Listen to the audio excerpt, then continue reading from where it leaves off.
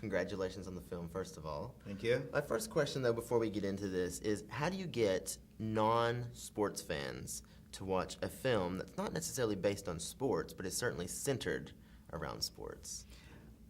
You tell an inspiring story. You tell a story that's about the people more than it's about the sport. I mean, I think we have great football footage in this movie, but what really makes it special and what I think people respond to most of all is the story of a young team overcoming adversity, the story of a coach who wins incessantly but is less interested in winning than he is in building young men of character. It's that story that has made this movie appeal to women and men and boys and girls and just everybody. So it's just one of those kinds of stories. And of course, this is not the first time that you've taken a film centered around sports and made it something completely different. I mean, did it make you nervous following up Coach Carter with another sports film, or was that something that you intentionally wanted to do? No, I didn't intentionally want to do it. I mean, it's obviously something that gave me pause. I mean, I didn't necessarily want to make another sports movie as my next movie, but this was such a compelling story. It was a moving story. It was an unusual story and an unusual program. Bob Lattiser, such an inspiring character. He's the coach of the De La Salle Spartans, So that's what drew me to it. I thought that I could make a powerful film, and that's always appealing to a director. And I think you did. And I mean, you have Jim Caviezel, who we really haven't seen in a leading role in quite some time. I mean, how did that casting come about? Well, you always start, to be honest, you always start with this sort of big list of all the obvious names that every movie sort of begins with. And then you start to get serious about, how could you really put this movie together? We made this film for, $15-16 million after the rebate.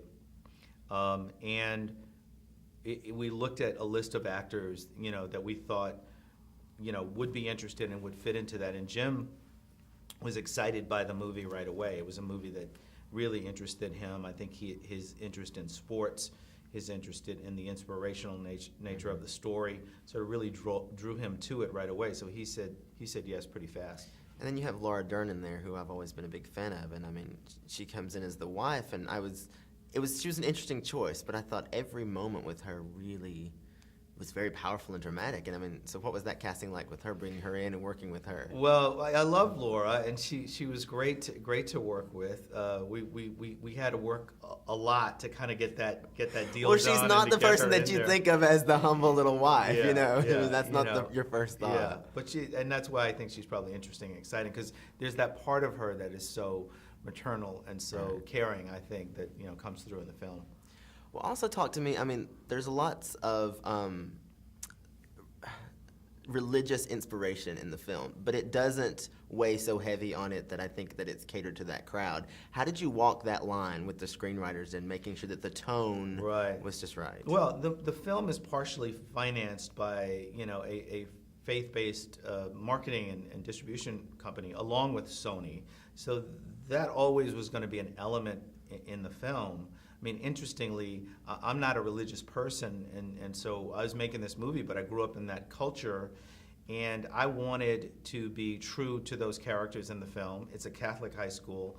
Bob Lattiser teaches a religion class. But at the same time, I wanted to be honest and have some of the students question.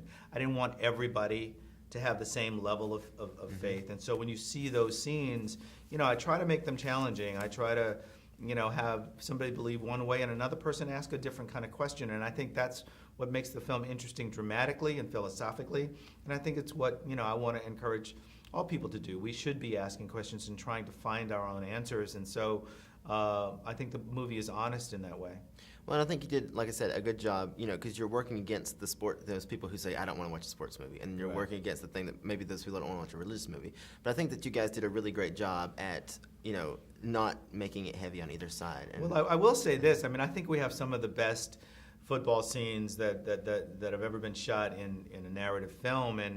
And I think people who don't love football, I've had them say to me, I went to this movie and I'm not a big football fan, but man, I love that movie, and I loved watching the football scenes, and I thought I sort of understood it better, and it was better than watching it on TV, and I think I felt like I got closer up to it.